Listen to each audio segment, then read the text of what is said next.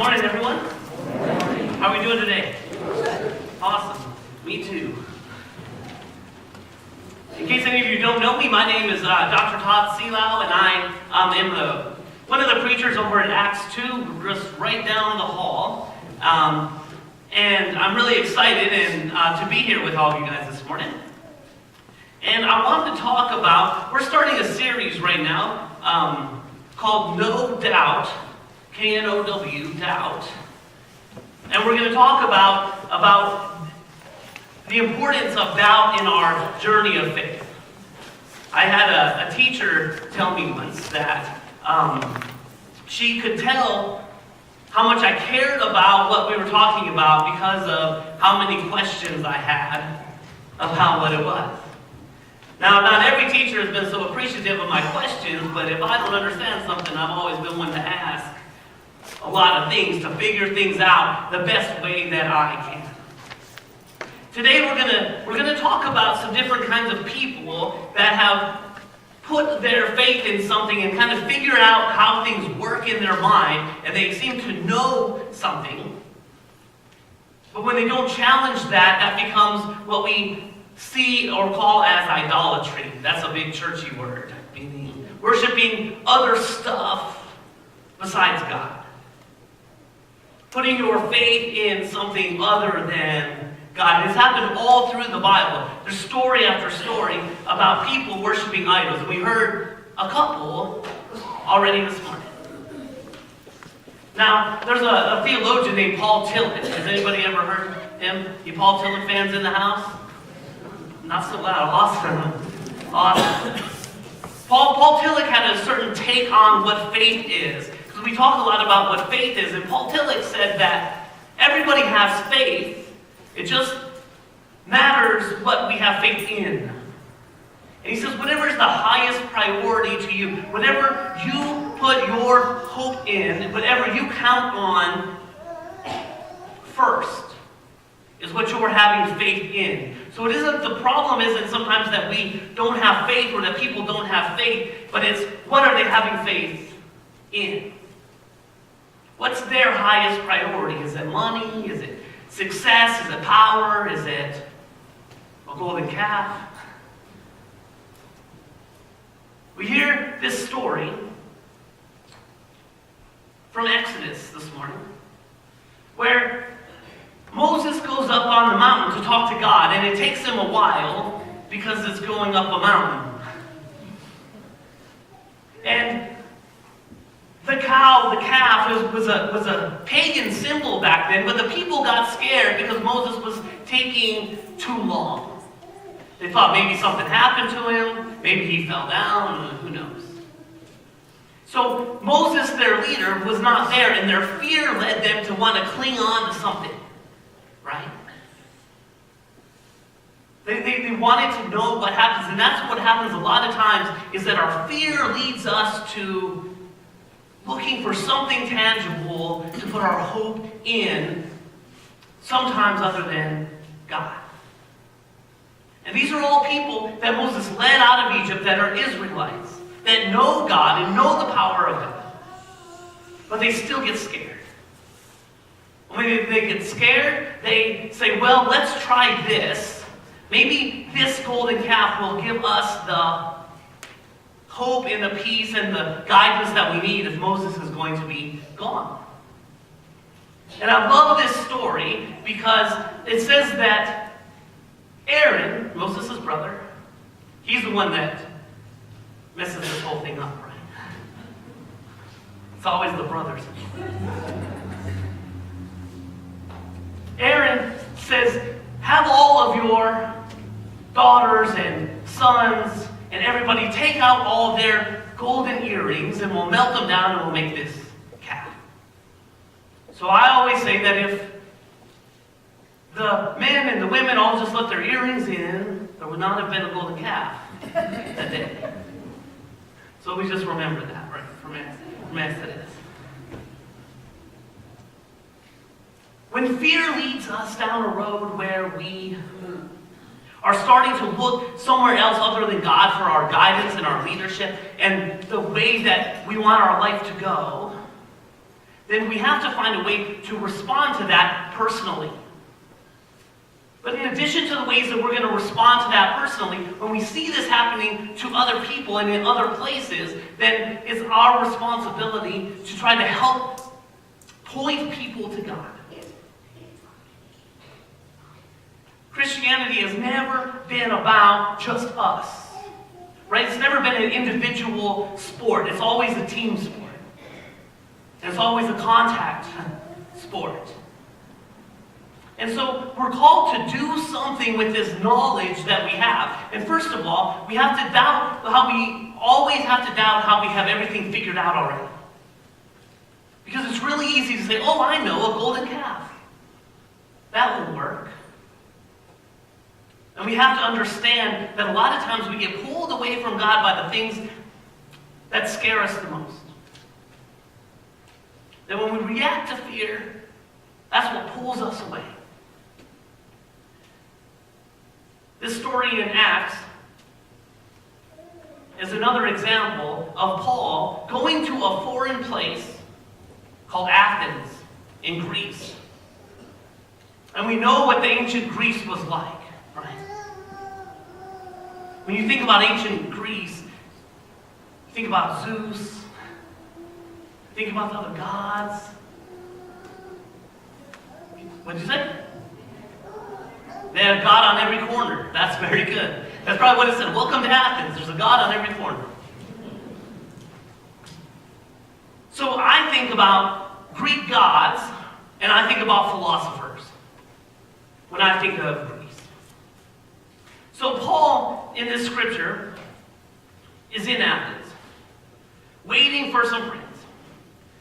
But Paul can't just wait around. If you know Paul and the more that we read about Paul, he can't just stay around and be idle, so to speak. I just came up with that one. I'll use it again, though. That's pretty good. But he is seeing what's going on in Greece, and it bothers him. It bothers him that people are worshiping all of these other gods, and so he decides to start a little trouble, as Paul does. That lands him in jail many times. This comes from Acts 17, starting in verse 16. While Paul was waiting for them in Athens, he was deeply distressed to see that the city was full of idols. So he argued in the synagogues with the Jews and the devout persons, and also in the marketplace, every day for those who happened to be there. So the first thing that we notice is that Paul isn't just worried. He doesn't see the idols and be like, oh, those poor people, they don't know God. They don't know about God. They have all these other gods that they're worshiping. Oh, I feel so bad for them. But Paul took the responsibility upon himself to say, you know what? I'm going to help these people. I'm going to help show these people who God is. And Paul does this, and this is the number one lesson in evangelism, is Paul starts to speak their own language to them.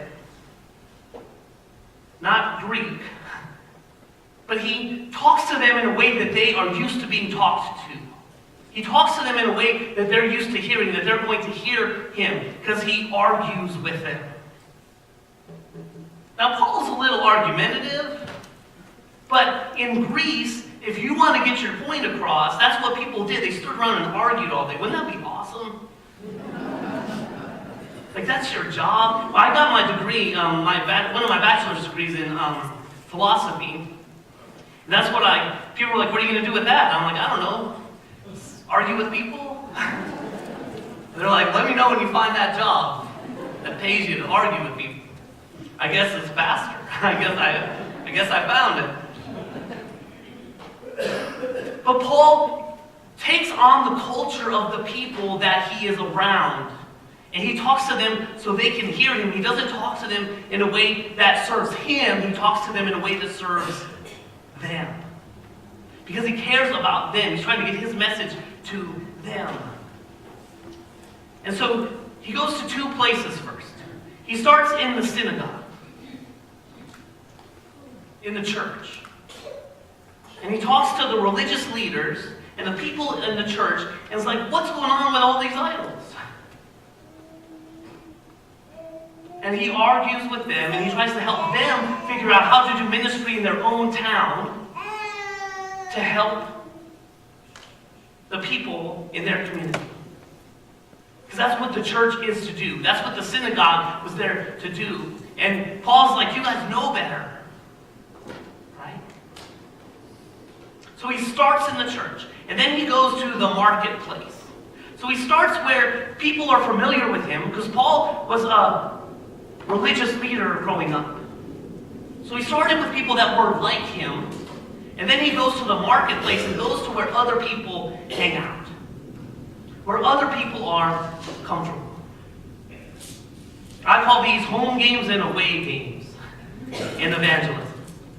We have to be at the church and we have to talk to each other and kind of help each other and be a good community of faith. And when new people come in, we have to welcome them and help them feel special and help them feel important, because we want them to be on this journey with us. So we need to do evangelism in the church.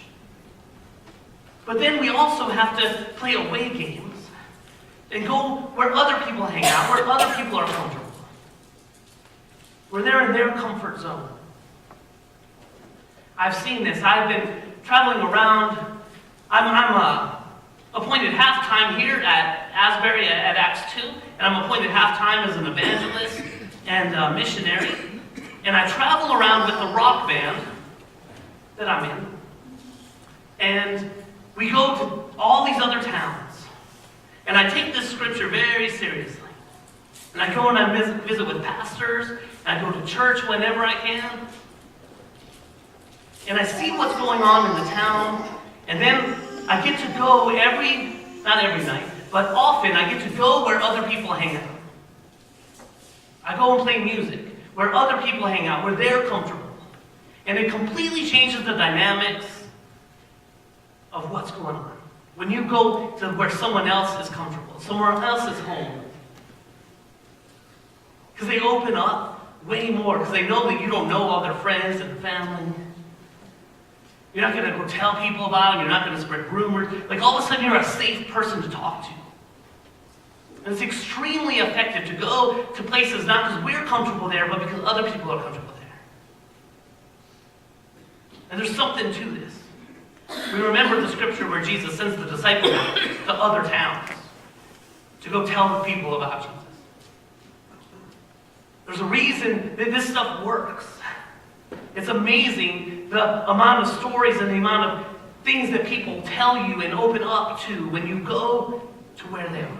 Like literally. We say that a lot in church. I'll meet people where they are. But like literally.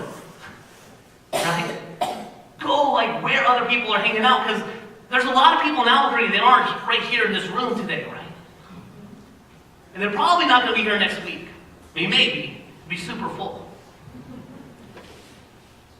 But we get to come and have a huddle here, and we get to talk and think and learn about something, and we get to go out to where other people are hanging out and let them see Jesus the best that we can. So the plot thickens here a little bit. There's some philosophers that debate with Paul and says, what does this babbler want to say? Has anybody ever said that about him? Preachers for sure, right? What does this babbler want to say? Another said he seems to be a proclaimer of foreign divinities, right? Because to them, Jesus is a foreign god. They're like, what's this guy coming in? You know, they have all these gods. This was kind of funny, right? Guy coming in talking about foreign gods for. So they took him in verse 19, and they brought him to the Areopagus, which is a place where it was like a private club. It was a place where you had to be invited into, where a lot of the philosophers hung out and people got to learn. There was a lot of teaching and arguing going on. But you couldn't just go hang out at the Areopagus.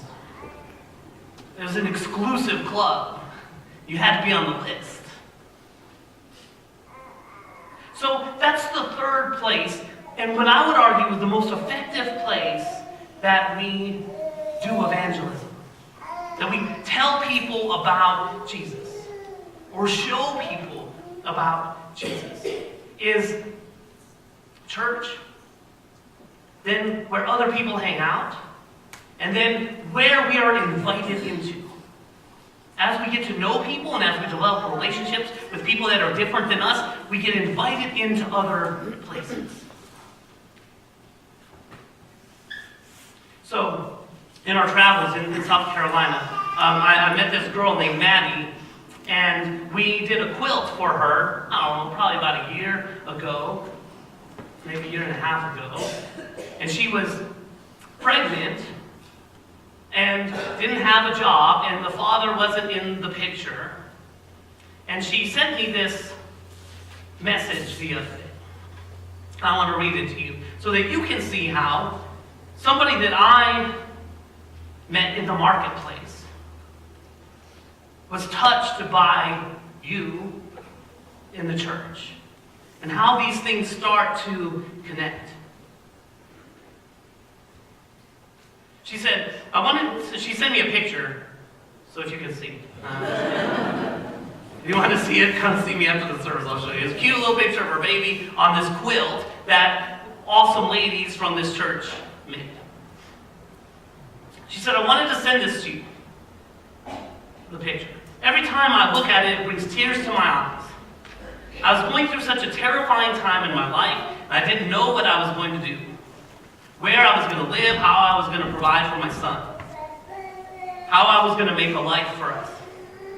When I received this in the mail from you and your church, it reminded me, even though I was worried and scared about so much, I still had God with me. And a ton of beautiful people praying for both of us. Now I have a great job, I'm moving, I have a beautiful, happy, healthy baby boy, and I couldn't be more blessed. This quilt means everything to my son and I. The prayers everyone prayed also mean so much. I hope whenever you go home, you share this picture with your church and tell them how greatly we appreciate everything. And then she says some other stuff, but that's just to me. So you made a difference in somebody's life that I met bartending in Georgia. She lives in South Carolina now. Because you're praying for people. So these quilts, when you tie the knot and you pray for people, and they get those quilts, these quilts matter. These quilts are still mattering a year and a half later. They're powerful. Prayer is powerful. And it's powerful for me not to just meet someone and talk to them and have conversations about Jesus, but then for me to be able to tell them when they need something, hey, here's a sign of love from a church. She goes to church all the time now. She hadn't been going to church. I don't know if she had ever gone to church before. But your love and prayers for her has literally changed her life. So you guys are awesome. Give yourselves a round of applause. For real. So we are all in this together. We all do these things together. So when Paul goes to the Areopagus, where he's invited into, he starts talking to the people about their culture, right? They said, "May we know what this teaching is that you're presenting? It sounds rather strange to us. We'd like to know what it means." Now all the Athenians and foreigners living there would spend their time in nothing but telling or hearing something new. They were like, gadget people, like way back. They had the new iPhones and they had everything. They knew what's up. So Paul stands in front of the Areopagus and says, "Athenians, I see how extremely religious you are in every way." See how he's buttering them up? See how that kind of... gets like Eddie Haskell on them, right? It's a beautiful dress. So I know my culture. I see how religious you are in every way. He compliments them. He's like, I'm not trying to come at you. So Paul shows us how to do evangelism in this scripture. It's beautiful and it's brilliant. You connect with people on what you agree with. And I get to do this like every day. I hope all of us can do this every day in the circles that we're comfortable in, places that we're not comfortable, or we're the foreigners, and the places that we get invited into, like Paul. He says, I went through your city and I looked carefully at all the objects of worship, and I found among them an altar with an inscription to an unknown God. He found something in their worldview, in their life, that he could relate to. What therefore you worship as unknown, I proclaim to you. The God who made the world and everything in it, he who is Lord of heaven and earth, does not live in shrines made by human hands, nor is he served by human hands as though he needed anything, since he himself gives to all mortals life and breath and all things. He goes on to explain who God is. Do you see how brilliant this is? I love this story because Paul, he's like, you know what? That unknown God, I know who that God is. We can change the inscription. And he not only knows who that God is, but he tells them who that God is. And not only that, but he kind of explains to them why that God is better than all the other gods that need stuff from them. Right? Don't make Zeus mad. Right? He says, this God doesn't need anything from you because he's more powerful than all these other gods. He uses what's in their own culture, in their own worldview.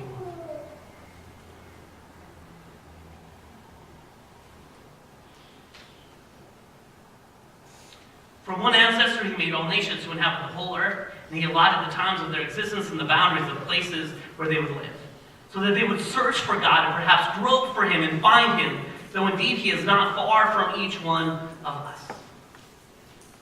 For in him we live and move and have our being, as some of your own poets have said.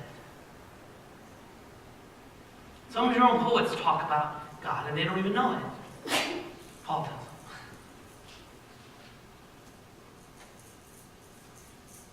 I was in the mountains in Jerome, Arizona. Does anybody know Jerome, Arizona? Awesome place. I love Jerome, Arizona. And there was a girl, a lady, a woman, who was very adamant about her pagan beliefs that she told me all about for a long time. And I kept kind of hanging out with her. Every time we would go up there, she would kind of come and she like camped with us sometimes. Like a bunch of people would camp with us up there, and we would talk. And one day at a show, she said, hey, will you pray with me? Because I would always tell her about Jesus when she was telling me about all the universe and all this stuff that she was really into. And I would try to find ways that was really beautiful, and I would agree with her, and I would try to do what Paul taught me here.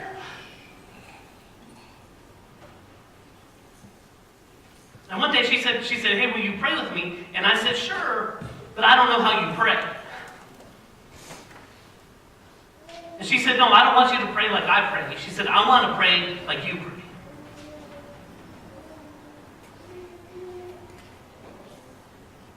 So I said, okay. And we did. Then she had all sorts of questions about Jesus, how Jesus fits into her worldview. And I talked about things that she had told me and said, well, this is what I see Jesus doing, not this thing or that thing or whatever. And she thought it was fascinating. But it wasn't until she invited me in to her life. When we go up there, my band and I stay at her house. We hang out with her, we eat with her. Like we have a relationship of trust, and that's what changes lives, and that's when evangelism becomes real. When it's not just talking to someone and arguing with them a little bit or introducing an idea to someone, but when you get invited in somewhere, you gotta go. You gotta go. When someone invites you into their life. Because that's where the biggest difference is made.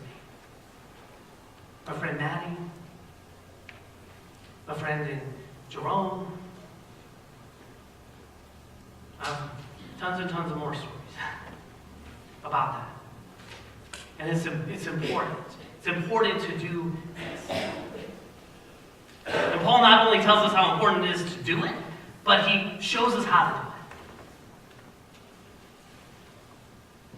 do it. We listen, we agree, we see and find the things that's going on in someone's life, what someone already believes, that we can help show where Jesus already is.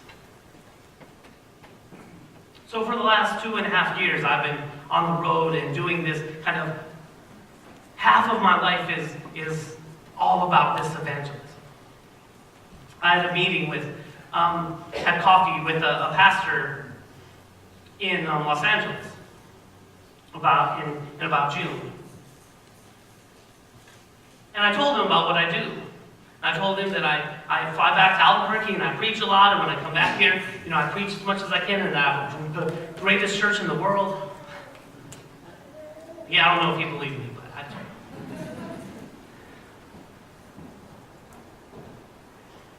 And when I told him all of that, he told me, he said, there's thousands of preachers that preach in buildings all over the country and that do an awesome job. He said, I'm sure you're really good at that. But he said, you're the only person that I know that's doing what you're doing in a way that you're doing it. I joke that some people have a terrible life and make a lot of mistakes, and they find Jesus and everything gets better when they start to follow Jesus seriously. I got my doctorate and started following Jesus more seriously, had an awakening maybe about 10 years ago in a different way. Now I live in a van with 2 guys, traveling around the country. So I have a different kind of story. But what this guy told me, this pastor told me, he said, you're crazy to only be the only one doing this, like this, that has a doctorate, that has all these things. And to only do it half-time. And to only do it halfway. And that got me thinking, and praying, and trying to figure out what God's really calling me to do. And I've talked with a lot of people, and I've done a lot of things, and a lot of doors have opened, and things have happened. And so in July, I wanted to tell you this myself, as soon as I knew, but in July I'm going to be an evangelist and a missionary full-time and still be connected through Charge Conference here is the plan, and hopefully get to hang out and visit with you and let you know what's going on and tell stories and write all newsletter articles like I do all the time. Right, Drew? Yeah, right? I don't do a great job of it. But I want you to know how much you mean to me, and how much you mean to my ministry, and how much you have meant to me, and I want to thank you for being who you are. I still have 6 months. We're still going to hang out. We're still going to be around. And I'm not going to be appointed to another church at all. So the rules of, when you get appointed to another church, you're supposed to kind of separate yourself. It's not going to really be like that. Because I'm going to be an evangelist and not a pastor of another church. But I just want you to know how much I love you. I want you to know how much you mean to me and have meant to me, but also mean to me going forward. And we're in this together. Just like we saw with this quilt thing.